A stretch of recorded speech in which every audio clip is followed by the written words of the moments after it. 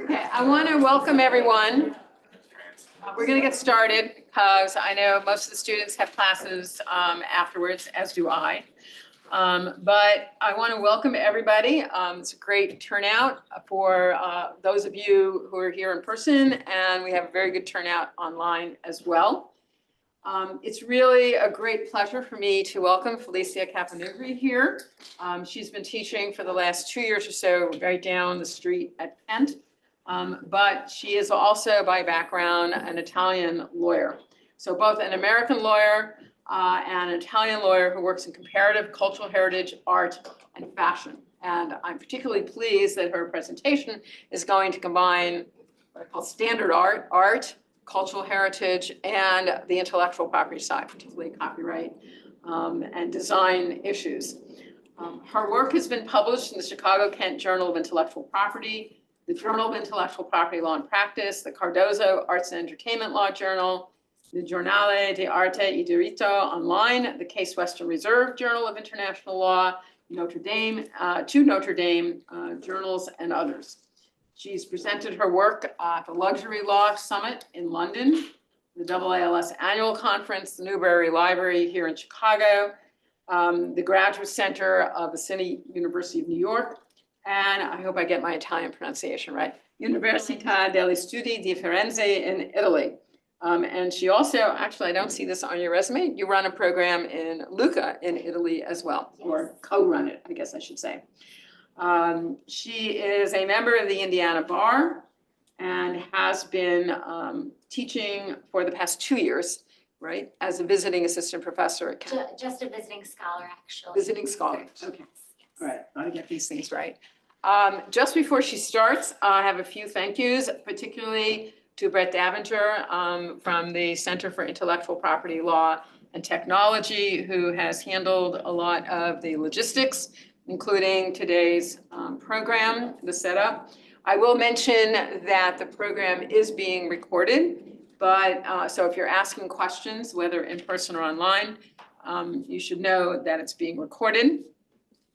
But at least at the moment, it will only be posted on D2L for purposes of class use. And I also want to recognize Professor Moran Kursel from the Department of Anthropology, who is the also a faculty advisor to the Center for Art, Museum, and Cultural Heritage Law. So with that, I think I will turn it over to you. Thank you so much, Professor Gerstenblatt. Thank you all so much for being here. I'm really honored to be here. I have to say, I have followed Professor Gerstenblatt's work since I was a 1L in law school. And so, and I've followed the work of CIPLIT and the Art and Museum Law Center. So it's really an honor for me to be here.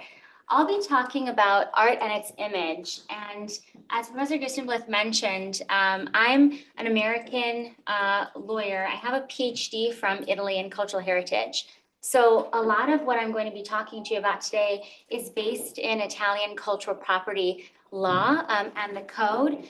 But because I naturally take a very comparative perspective when I think about how we protect, how we preserve, how we also share cultural property, many of the questions I'll raise today when I talk about trademark law and copyright law will be from an American perspective. So I'm hoping it will also engage a great Q&A, and I'll speak to it for about 45 minutes, and then we'll open it up. I don't know if anyone here has heard of Carlo Ginzburg. He is a historian based in Pisa, and when I was a PhD student, I read this very interesting article that he wrote about invisible text and visible images. And you have the slideshow, so I'll be talking kind of at a macro level, but I've put in some sites too in case it's of interest. But one of the things he talks about is how we have this tradition in our culture that we see texts as fungible in many ways, right? Texts are the same no matter where they're placed. So we read a book now on a Kindle, right, online, but of course we recognize that the original manuscript has some sort of meaning, but we don't really see the text as indicative of that same meaning. On the other hand, we tend to think of images as really connected to an original, right? If we see a reproduction of the Mona Lisa, for example, we don't think that that reproduction is the Mona Lisa. We think it's a reproduction. And so this is one of the central questions he asks in this essay. Well, how did this come about? And one of the examples that he gives to just show this contemporary dichotomy we have is the Marriage of Cana, which if any of you have been to Paris and the Louvre, is this huge painting that was taken by Napoleon and is still in the Louvre.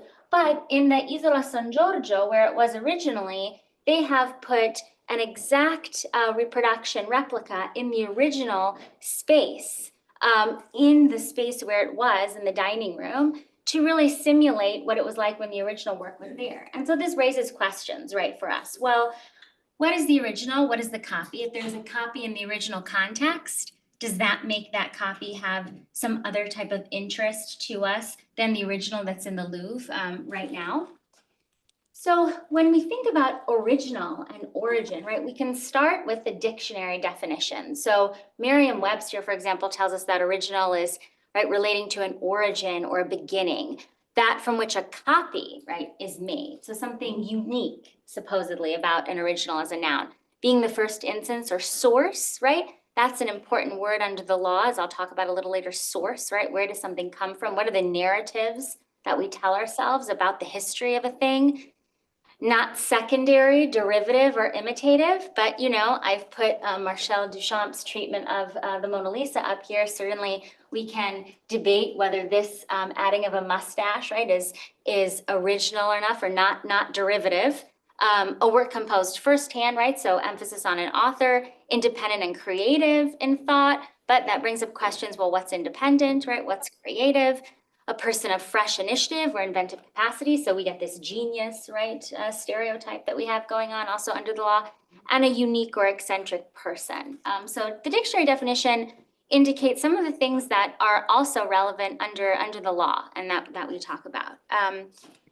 So we live in an Instagram era, right? So I started a bit theoretically with Carlo Ginzburg and this reproduction of a work of art. But of course, who here has been to a museum and taken a picture of a work of art?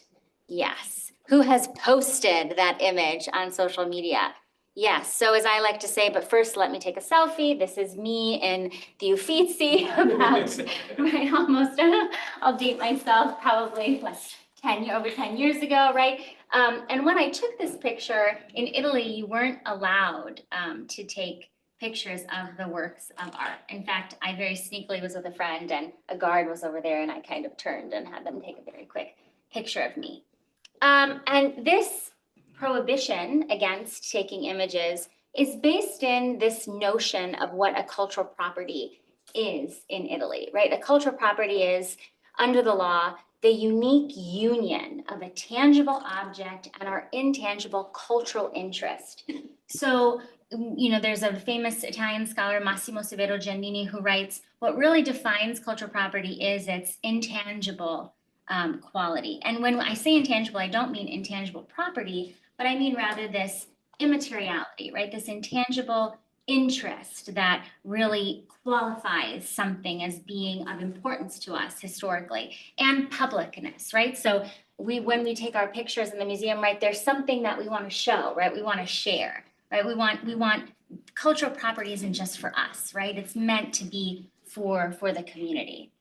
And so this sharing is something that we also see, however, happening in not just non-commercial spaces, but also commercial spaces. So does anyone know the influencer Chiara Ferragni? Anyone? Yes, I see some now. This is she's an Italian influencer. And in 2020, she staged this photo shoot, very controversial photo shoot in the Uffizi for Vogue Hong Kong. The editorial that she was participating in was promoting a exhibit in Hong Kong about Botticelli, but at the same time, right, Vogue Hong Kong was selling magazines. And so there's this question, right, well, we're sharing information about cultural property, but at the same time, it's in something that's for sale. So what do we do with that, right? Is that preservation? Is that promoting cultural property? And of course, things get even more complicated when you go to, has anyone here been to Florence by any chance? Yeah, some of you have, excellent. So if you walk around downtown, you'll see these great kiosks. My favorite is the David blowing a bubble gum. A bubble, that's funny, or of course he smokes too, what do you know? But of course you can also dress yourself up as the Venus, right, while you're cooking. So these uses of these cultural properties on things that we buy, right, these museum gift shops, things outside of the gift shop though, also raise questions about, all right, well, what is this? This is a commercial use, is this all right? What is this telling us something about the cultural property? Now, you might be thinking in the back of your mind, wait a minute, I thought these were images in the public domain. And so we could do this. Well, I'll get to that in a second. Of course, if you like fashion, there's plenty of museum gift shop / high fashion collabs to go around. This is Jeff Koons, his master's collection with Louis Vuitton, where he put images of masterpieces on these bags. Question, what's the difference between this and something you would buy in a museum gift shop, right? And then we have Italian brands, heritage brands, that are leaning into the history of the place where they are. So if you follow Ferragamo on social media, Ferragamo the founder was actually from Naples, but he founded the brand in the 20s in Florence. And recently they have a new creative director, and he's been putting models and showing his collections next to and within masterpieces from the Uffizi. And in fact, if you look on the social media, it says image used, courtesy of the Ministry of Culture and the Uffizi. So there's this authorization permission question going on too as part of this. And then of course you have examples like this. Has anyone seen this before, out of curiosity now? Well, I showed you Chiara Ferragni before, who's an influencer.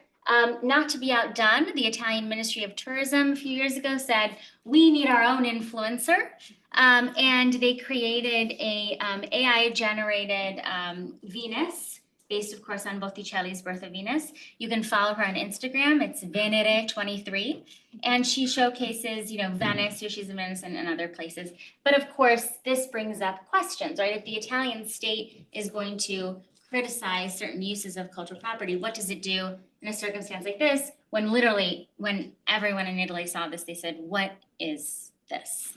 Everyone found this very offensive because it was kitsch, and I'm quoting. So I've shown you some facts, right? Some images, pictures, and now let's get to the law, right? Well, why are all these facts controversial, or why are these fact patterns? Why do they raise legal questions? Well, so as I mentioned, under Italian law, right, cultural property is understood as this union of the tangible cultural property thing, the tangible thing, and an intangible cultural interest. The question, though, becomes, well, in our digital age, right, how is it that we continue to think about what preservation of a cultural property means and what valorization means? So under Italian law, we have the notion of cultural property, which is defined in the code. It's rather complicated in the sense that the Italian state has various avenues to declare a tangible piece of property to be a cultural property. So it can be in a public museum, for example, and it's presumed to be a cultural property, like the Birth of Venus. It can be in a private collection, and you can own, for example, a Botticelli, or even something else, right? Even like a pen that's used to sign a famous treaty. And the state can effectively notify you that this object is of a specific, particularly important cultural interest, and then they can declare it to be a cultural property. Now, being declared to be a cultural property in Italy has some serious consequences. You can't export the work without a license. They do now have some monetary limits, which require fewer bureaucratic processes, but that having been said, right, you still have to ask for permission to move out of the country for something temporary. If you sell it, right, often you have to give the Italian state a right of first refusal. So it affects, right, your patrimony, your estate value. So it gets very complicated. And so as a result, right, because of the way we think about cultural property under Italian law, we've had over the years since 1913, right, the early 20th century, when we had cultural property laws on the books in Italy. Of course, cultural property law in the territory of Italy goes back to the 15th century. So we're talking about a very long tradition of preserving cultural property. But we have, because of this union, right, of the thing and intangible cultural interest,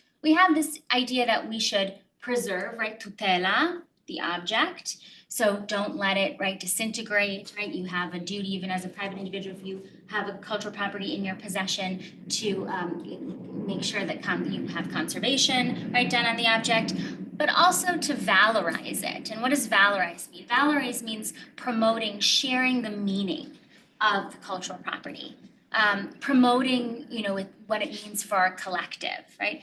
And also, all of this is in the services of public fruition, meaning the public use or destination of the cultural property.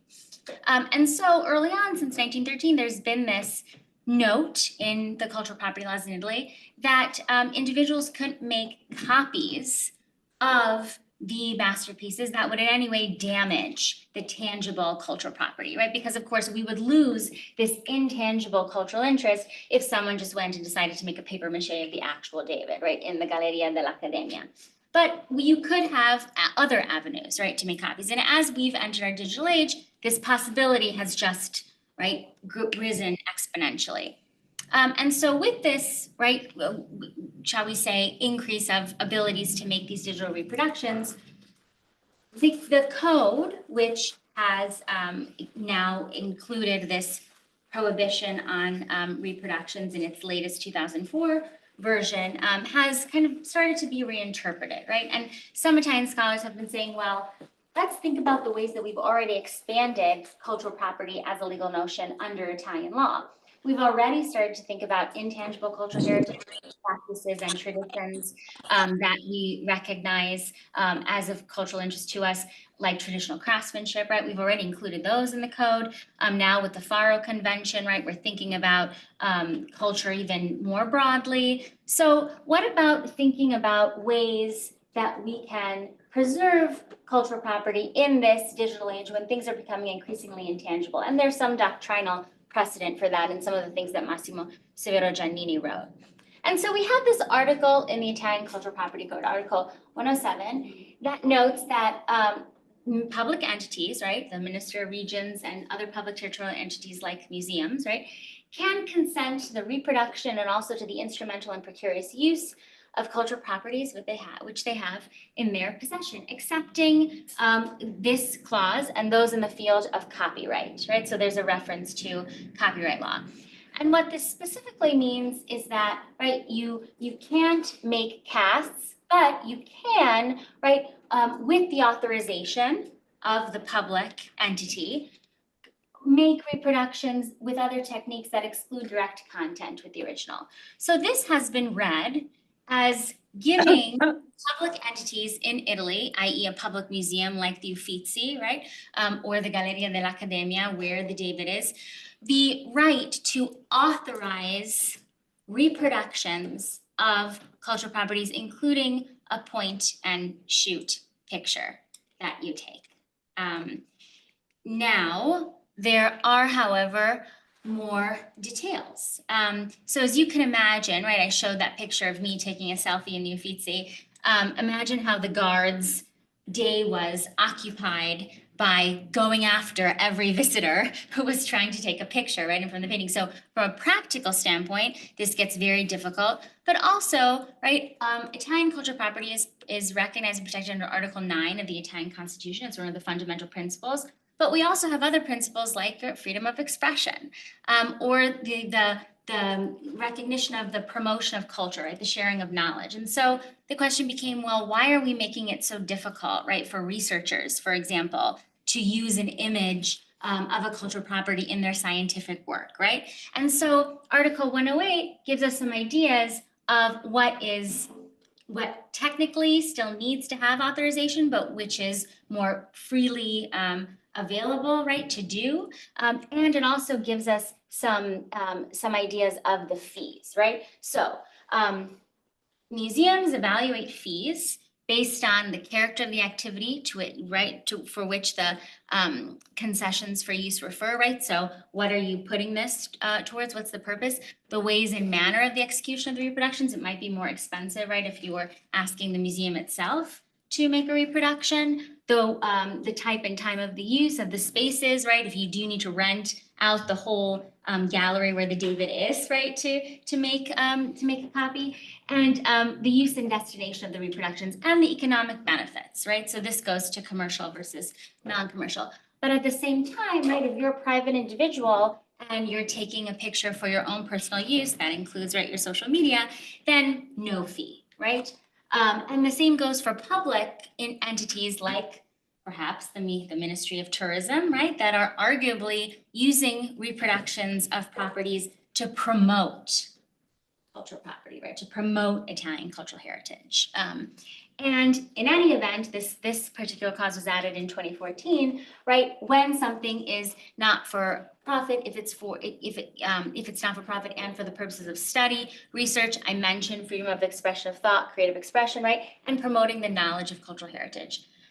Of course, this, as you can imagine, brings up more questions, right?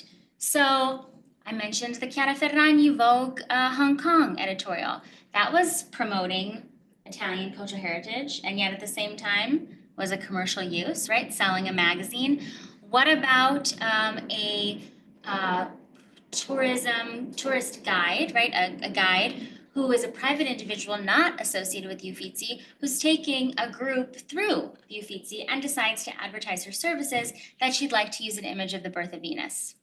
That actually was a case. She had to pay a fee to use the birth of Venus on her promotional material. A travel agency in Florence, right, located in Florence, that wanted to use an image of the David on its signage also had to pay a fee and ask authorization from the Uffizi. So it can get, right, and it can seem a little inequitable, frankly, right? And these are the type of conversations that are happening in Italy right now.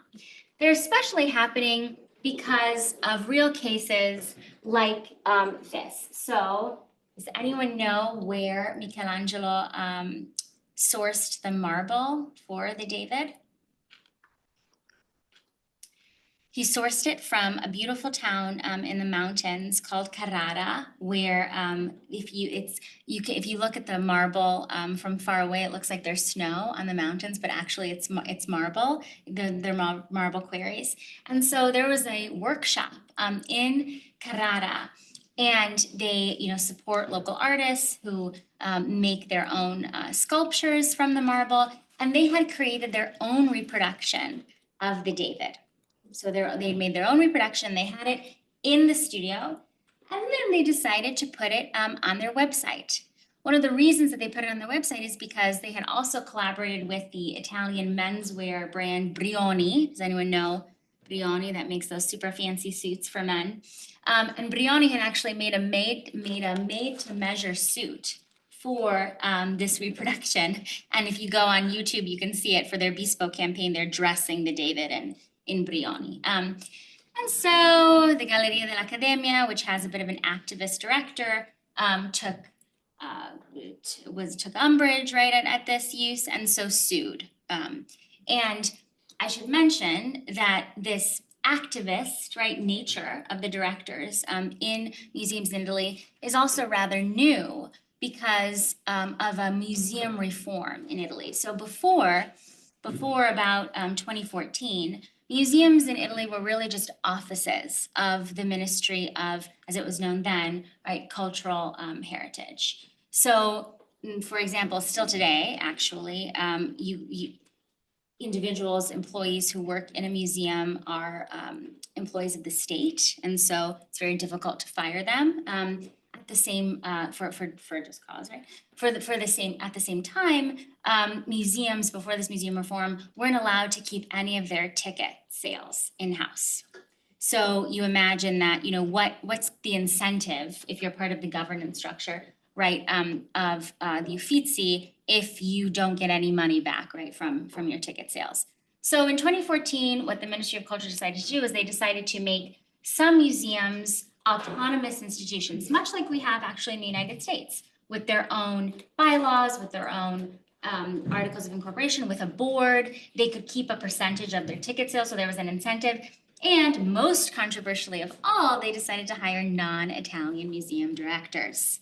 And this actually resulted in some lawsuits by Italian citizens who thought they had been overlooked as part of the public hiring process. But Ike Schmidt, for example, was hired as the director of the Uffizi, and Cecilia Holberg is now the director of the Galleria dell'Accademia. And Cecilia Holberg is quite activist about the reproductions of the David. And so the Ministry of Culture for the Galleria dell'Accademia sued, and the court found that the workshop in Carrara couldn't use the image of the David, even the image of their own reproduction, on their website. They could still have the reproduction in the atelier where the artisans worked, but they mentioned that the reason that you could not associate the reproduction of the David with the commercial activities of the workshop, even though we would argue, well, this workshop is part of the tradition of Italy, marble working, artisanship, is because of public fruition, really, So under Articles 107 and 108, the Galleria dell'Accademia needed to give authorization, and there needed to be the payment of a fee, which they didn't do, They didn't ask for authorization, they hadn't paid a fee, because public fruition, the court said, must be interpreted as a process of knowledge, certified and accomplished, So there has to be some sort of stamp of approval, from the Galleria dell'Accademia. That's the point. Because it's part of the heritage of the individual and collective culture, So a mere advertisement of the cultural property is not public fruition, So just associating it with your business, is not legal under 107 and 108, according to the court. Now, you might say, yes, I'll talk about this wonderful GQ issue. You might say, well, all right, that seemed to be a simple reproduction of the David in the sense that it's just an image, of the David that they put on their website. What about more creative uses of the David, I mean, I mentioned before freedom of expression. I mentioned, this idea, okay, there's a reference to copyright, but you might be saying, well, I mean, that almost seems like the government is, through the Ministry of Culture, is telling you how you can and cannot use certain aspects of the very culture that they say they're protecting for you, It seems a little extreme. Well, it has been applied in a very draconian way, These Articles 107 and 108. So I have to say the facts of this case are really bad, like the Condé Nast editors, I mean, really bad facts for them. But basically what happened was Condé Nast had contacted the Galleria dell'Accademia. They'd asked for permission to use the David. They were using another model, And they were making a cover. The idea was to make a cover and I put them right next to each other, but on the cover, it was one of those holograms, where if you moved it, this model would turn into the David, and the David would turn into the model, so it was like a commentary, And they had asked for permission. The director had said, absolutely not. If you are going to use an image of the David, you are only going to use an image of the David separately, and we'd like a whole article on the Galleria dell'Accademia and everything we're doing, and promoting obviously the cultural heritage value of the David, etc. For some reason, there was a miscommunication. The facts of the case don't really say exactly how this miscommunication came about, but the cover went forward, and this hologramish thing was what appeared. And so, in this decision, forcing Condé Nast to pay, a couple thousand euro, I think it was 30,000 euro and 20,000 euro to the Galleria dell'Accademia, the court mentioned, preservation, at this point, valorizzazione, valorization, communicated, public fruition, and also they mentioned this right to the image of a cultural property. And they said, we have the right to images for individuals in our civil code. We've had previous cases at our Italian Supreme Court where, there was a owner of a boat and someone took a picture of the boat, and this person who took the picture used it in a promotional campaign with their own trademark. And, we said that the owner of the boat, had a right to control the image of his boat. So it seems like because of the importance of cultural property, right, Article 9 of the Constitution, because of how unique our cultural property law is, because of this tradition of the right to an image, certainly of your own person and your property, and Article 107 and 108, this right to the image of cultural property exists in our law, and it's important, right? And this is illegal. So that was that case. Now, the question you might ask is, well, Condé Nast is an international, right, magazine, GQ. This seems very strange from an American perspective, right? This is a public domain work. I mean, can you enforce this cultural property law outside of Italy? In the GQ case, right, there have been some discussion of both economic harm but non-economic harm because right of the nature of cultural property. And right, as part of the answering of this question, well, can these arguments work outside of Italy? It seems as though the answer is, at least at this point, no. The reason is that the Galleria of Venezia, which has Leonardo da Vinci's Vitruvian Man in its collection, successfully sued in Italy Ravensburg, the producer of this puzzle in Germany, and successfully won against them, right? This is against Article 107 and 108. You didn't ask our permission. We didn't get a fee, right, from all these sales of puzzles. You'll see the court mentioned, right, the debasement, right? They thought this was just like a vulgarization of the Vitruvian Man. Of course, we could debate this. It's a puzzle. It's a debasement, really? You know, I mean, you're learning how the Vitruvian Man goes together, right? I mean, I would argue there's some knowledge value in this, but apparently not. And it's an irreparable and imminent non-economic harm, right? Oh, just revolting development. However, right, the Ravensburg Puzzle Company also went to court in Germany, and the court in Germany said, no, this is against our public policy. And so we will not be enforcing this. This is an image, right, in the public domain. We're not going to enforce Italian cultural property law outside of Italy. I would argue that if this happened in the United States, I think that would probably also be the result because, you know, we do have a very robust public domain, but to be continued. So all of this, you might ask, begs the question, why are museums? Okay, yes, there's this very serious cultural property argument, debasement, right? We're offended, all of this. But, you know, is there something else going on here? Well, at the same time, right, as the Lady of Venice is going after Ravensburg, under Italian law, museums can partner with third party businesses to make their own objects for sale in their museum gift shops. So I went on the Uffizzi's official museum gift shop the other day and I saw this really nice water bottle with the birth of Venus. So it begs some questions here. You know, obviously the purpose of cultural property law is preservation, is valorization, is public fruition. You know, it's great that we should have public entities like museums be involved in the approval of where the image of a cultural property or work of art, right, is. But if this is why, if cultural property merchandising, as I've called it, is really the animating reason, maybe we should be a little more inquisitive, right, about it. And that's what a lot of Italian scholars are doing and a lot of Italian citizens, right? They're a little skeptical about the way in which museums are enforcing Article 107 and 108. And so I mentioned debasement. Has anyone here taken Trademark by any chance? Trademark law? No? All right.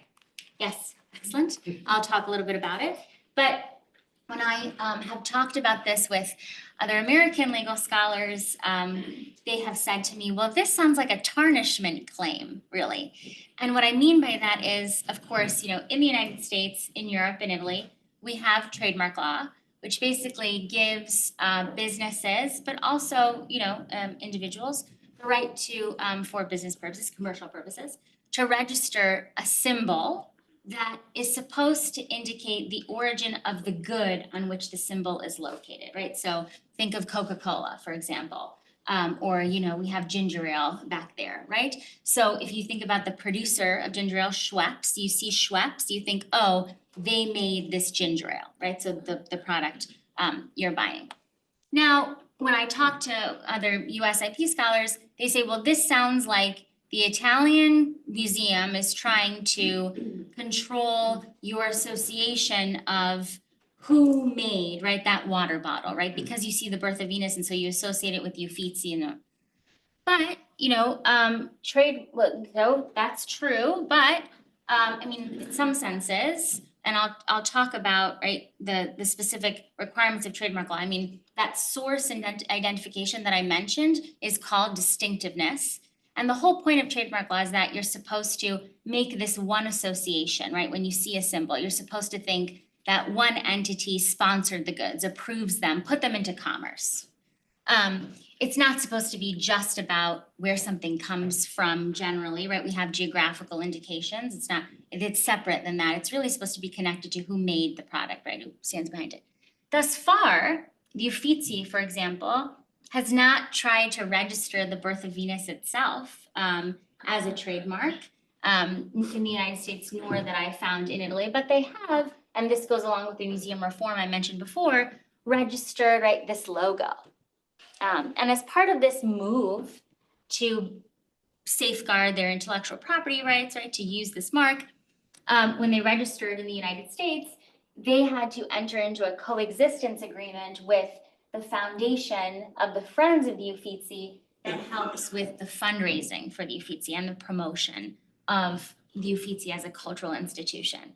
And now this Friends of the Uffizi mark is no longer in use. It's actually been canceled at the USPTO, and the Galleria degli Uffizi mark, however, is everywhere, right? With anything, a ticket.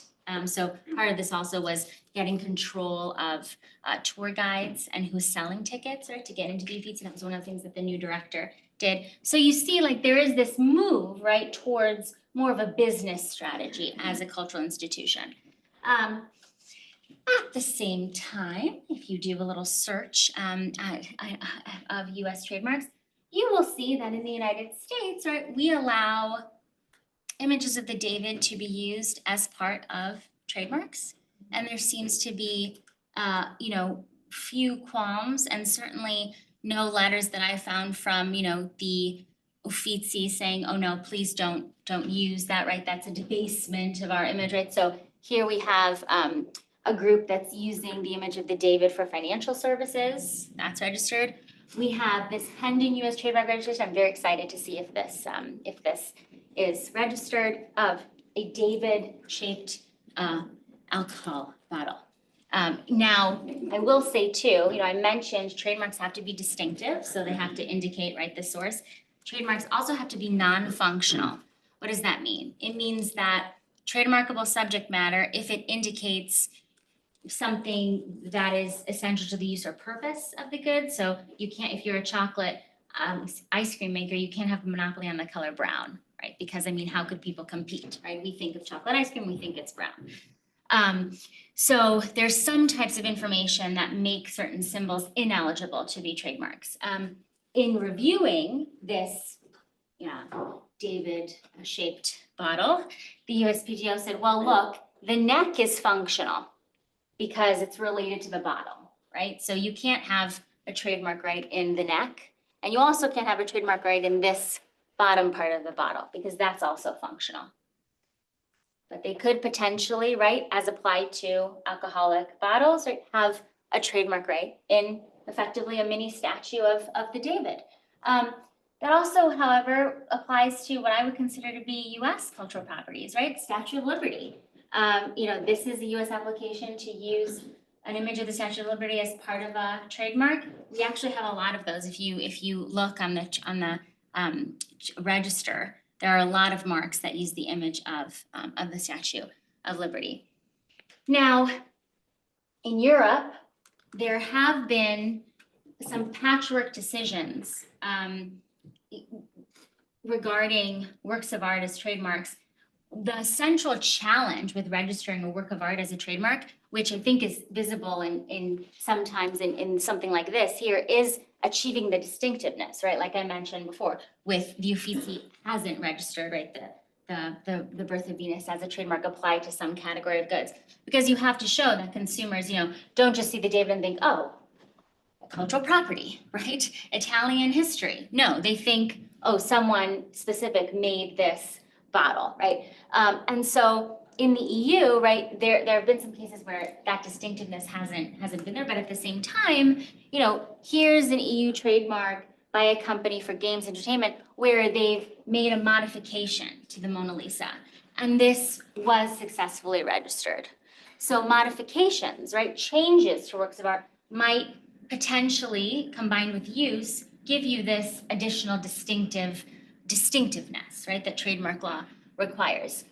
Now, you would think that in Italy, there would be, maybe, I would think no trademarks with the image of the David because of this cultural property, but there are a few, and this is one of them. This, however, was registered in 1994, so way before this activist, right, museum director movement with Articles 107 and 108, and it's applied to the selling of antiquities. So we might argue, well, a business, but with permission, right, same type of promotion. We could make some arguments. Maybe this is okay, but I have a question in my mind as to whether trademarks are going to become the next frontier for the application of these Articles 107 and 108. And of course, there are a few European scholars who are also very concerned about this. Martin Sempton-Blenn is one. And we have to remember that, I've been talking about simple reproductions of works of art, right? I mentioned the Mona Lisa where the modification gave rise to distinctiveness. There are many ways in which we ourselves, right, getting back to that definition of original in the dictionary, interpret cultural properties that make them different from the simple reproduction that is eligible to be controlled or authorized under Articles 107 and 108. So I've just put a few up here on the slide, which you can see from the U.S. trademark perspective, right, with the Birth of Venus. So it's something to keep in mind, right? As Martin says, we remix and we reuse cultural material, and that's an essential part of our cultural dialogue. And of course, from a U.S. perspective, we also need to think that many of the parts of our culture which we use to engage in that cultural dialogue are trademarks themselves and are related both to the origin of the goods, but also origin of the content of the goods, which technically should be outside of trademark law. So there's this case, Daystar, where a company creates video footage of, I think it's World War II Eisenhower, and the footage falls into the public domain. So it's like the image of the David, we might say, right? That is out of copyright. And another video producer takes that film, cuts it together in a different way, and sells it as their own. And the original maker of the film sues and says, well, there's no trademark, it's in the public domain, but this is misappropriation, right? You're passing this off as your goods. And the Supreme Court said, look, trademark law they sue under trademark law. Trademark law is not about policing the originator of the content that the goods embody. Instead, it's about the origin of the goods, the tangible goods, who made the goods on the market, right? And so when you think about Mickey Mouse as a registered trademark, right? Certainly you see it on a watch and you might think, oh, Disney made this watch. But that distinctiveness, right, that association is also caught up with Mickey Mouse cartoons and Disney movies. So there is some built-in association, right, and cross-pollination, we might say, between origin of the goods and origin of the content. And so how are we thinking about this and disentangling this? In our trademark law, I would argue that we don't disentangle enough, right? Because think of Pixar too. Pixar has a trademark in this lamp but as applied to film, right? And putting film on the market like as a entertainment services. But of course, you think of all the meanings of the Pixar opening of the lamp, right? Jumping when you think of it. So it seems like these associations are something that the right to the image of a cultural property in a different framework, right, is trying to capture or trying to build on. So I would be remiss if I didn't talk about copyright law. How am I doing on time? By the way? Oh, I have 15 minutes. Oh, great. Okay, great. So I'm just going to speak about the last section of copyright and then I'll open it up for questions. So you'll recall that Article 107 notes that public entities can consent to the reproduction and the use right of cultural properties, accepting copyright rules, right? So this is not supposed to, we're supposed to respect copyright, right? At the same time as we're policing the reproduction of images of artwork that should be in the public domain. So just so we're all on the same page, right? Copyright lasts for the life of the author plus 70 years. At a certain moment, the image of a work of art expires from copyright and goes into the rich public domain, so we can use it, right? So this clause, Article 107, is in tension with copyright law because cultural property law in Italy, the right to the image, is not supposed to be a copyright, right? As I mentioned, it has different reasons, right? It's not supposed to be about rewarding authors, right? It's not supposed to be about giving an economic incentive to create works of art. It's supposed to be about preservation, valorization, and yet it's a type of mutant copyright.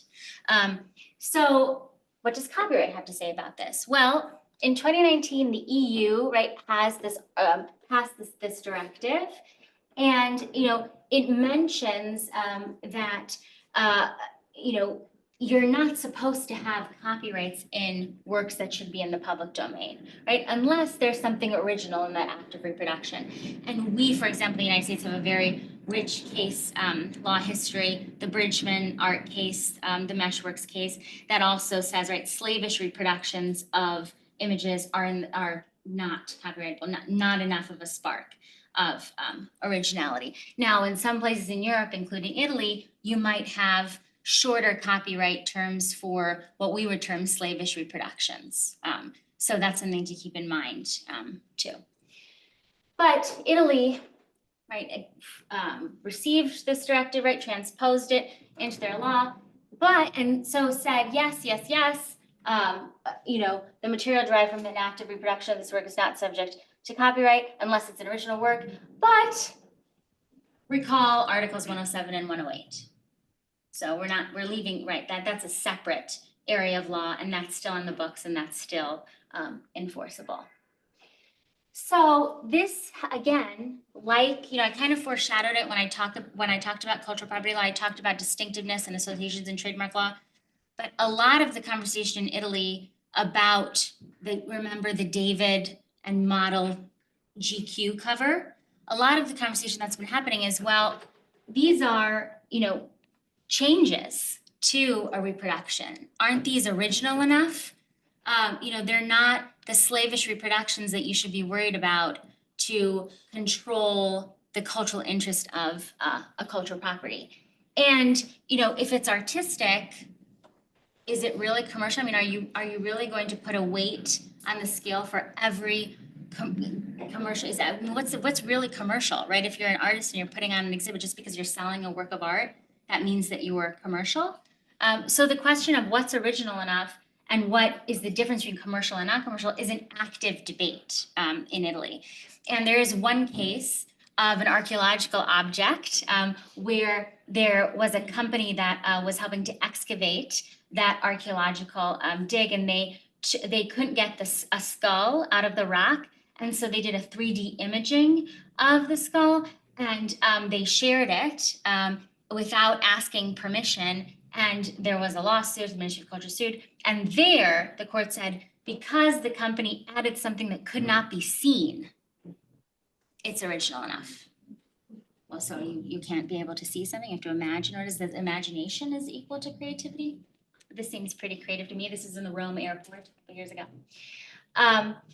So just one last point, right? When you don't have a slavish reproduction, when you have this original element, and so you think, oh, well, maybe if I write the Uffizi, in-house counsels will make a decision, well, maybe, okay, that's not really under 107, 108, because it's maybe we can say it's original right, should be free under freedom of expression. We can't exert a copyright in it. So what do? Often now Italian museums are making recourse to this notion of decoro, which is another element of Italian cultural property law, which talks about the appropriateness of the use of a cultural property.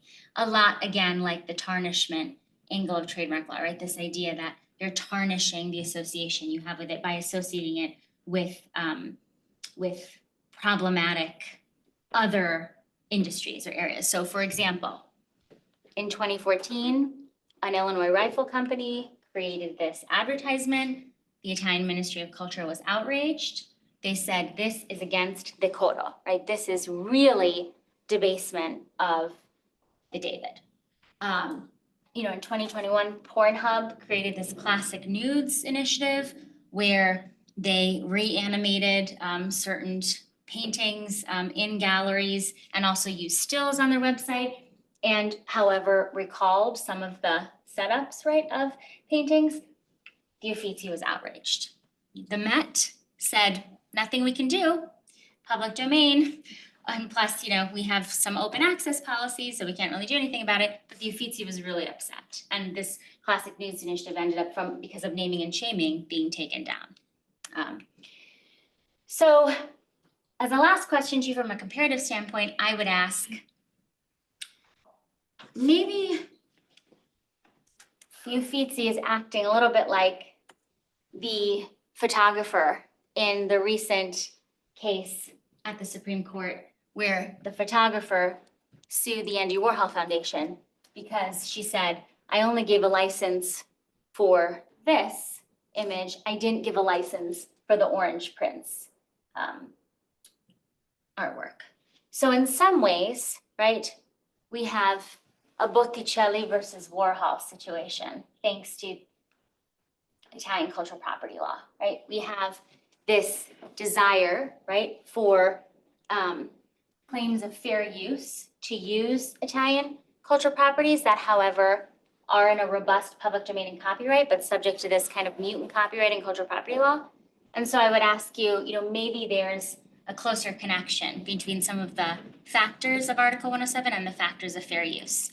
So I am going to stop there. I put a number of takeaways on the slides for you, which I won't go through because I want to be respectful of the Q&A, that you can read later, just summing up some of the things I mentioned, and some additional reading and resources too. So thank you so much, and I welcome your questions.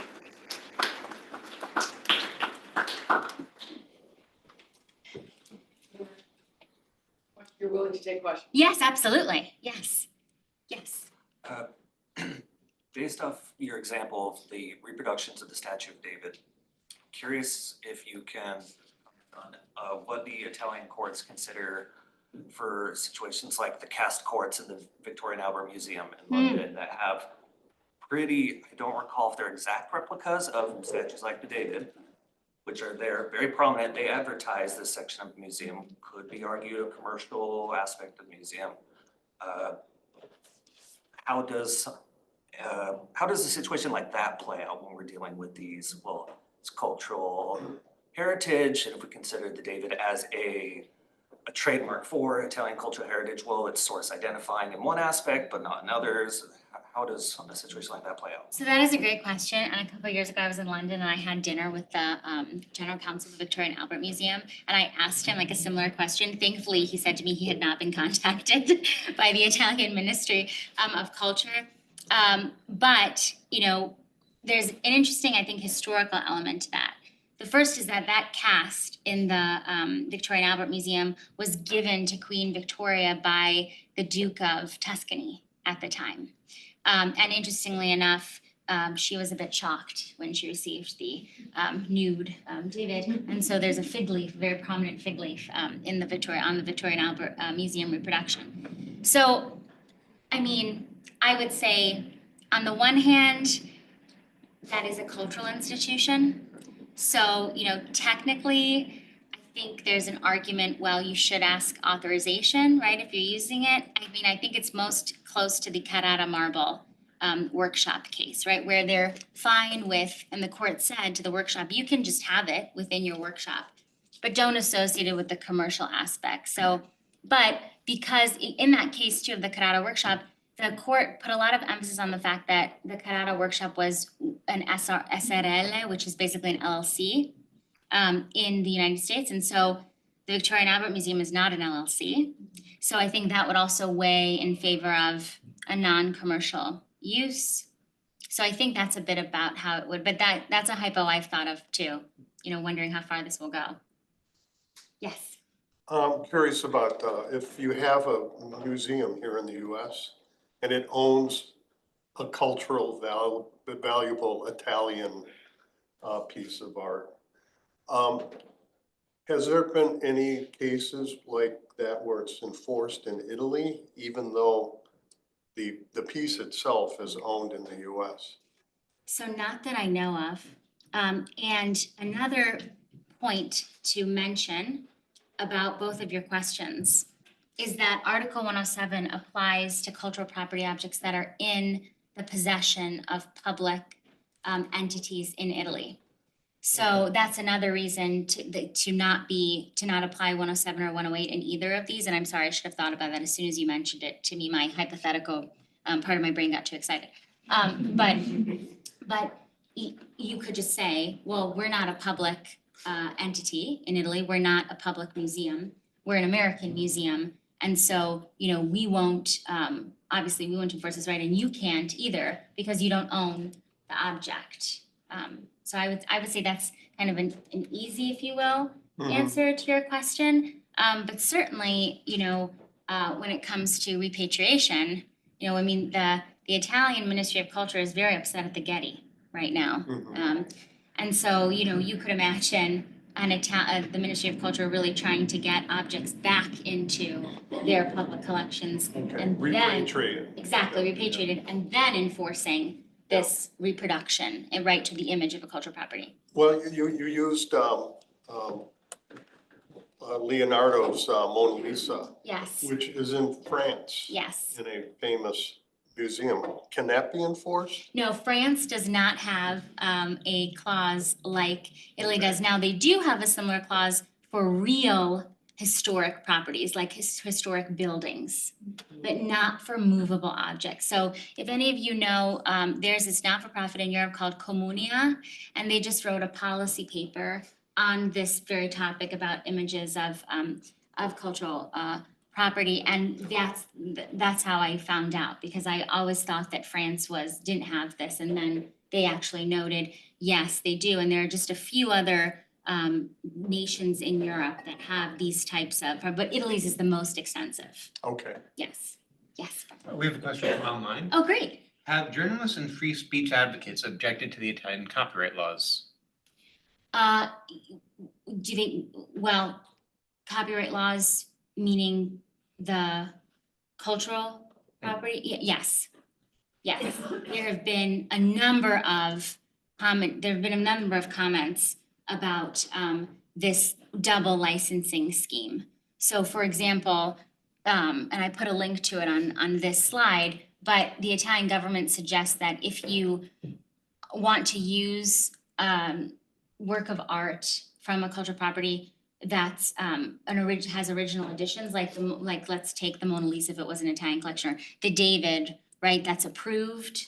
Let's say there's a bag, let's say there's an image by an artist and they license the image of the David from the museum, and they use it and they dress up the David, and you're a scholar and you want to use that image, there's a double licensing scheme according to the Italian state. You're supposed to ask the museum for permission as well as the artist. And a lot of journalists have objected to that. And there's been talk about how it's against free speech too. Yes, yes.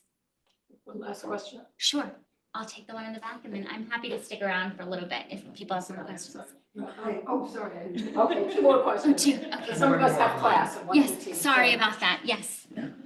So I was questioning how this works as far as like touring for pieces. Does the Italian government step in and stop touring of pieces like Warhol's Botticelli or Duchamp pieces or things of that nature that they are fundamentally against? So I think it would more likely apply to works that are in their collections that they are allowing to tour. But your point is well taken if, for example, a work that they think used a reproduction of a cultural property and entered into the territory of Italy, would they do something like to try to seize the painting or get an injunction? I don't know. I don't know of a case like that. And I guess they could try to enforce it, right? Because it's the birth of Venus and it's now but I mean, you would enforce it if it's on commercial things, right? If you're selling a notebook, right, as part of the exhibition, it's not, that's a good hypothetical. Or even like the Louis Vuitton Coons Right. Situation, like was there anything that the Louis Vuitton stores in Italy tried to prevent? So there was not an Italian artwork that I saw as part of that master's collection, but that is a really good hypothetical, because there was a Da Vinci. Yeah, there's the Vinci. I actually, well, I'm gonna cut this because we have one more question. Yes, one more question, You had sorry, your happy to follow-up. talk more, yeah. This is probably something for another discussion or a 107, 108 law school exam question. The thing that people at the Olympics, the thing that people thought was the Last Supper, how does 107 and 108 deal with that? Because it wasn't intended to be the Last Supper, but now people have related it to the Last Supper. So I'll leave it out there, you don't have to answer it. Yeah, I mean, again, I think that's not a simple reproduction, so if 107, 108 were to apply there, thinking that we're in Italy, it's something that just recalls, it's not a simple reproduction, and the Italian state wouldn't have a trademark right, so that's free, that would be free, right, to the question about freedom of expression, that's allowable, but maybe you could still make a decoro argument, so, and adjacent to 107, 108, so. And just one final question online. Does Italy protect for the image of the building in which the David is in? Is that also part of, does it also fall under? Cultural properties, yes, because that's a cultural property too. So, yeah. Okay, I believe that's it. All right, well, thank you again. Thank you so much.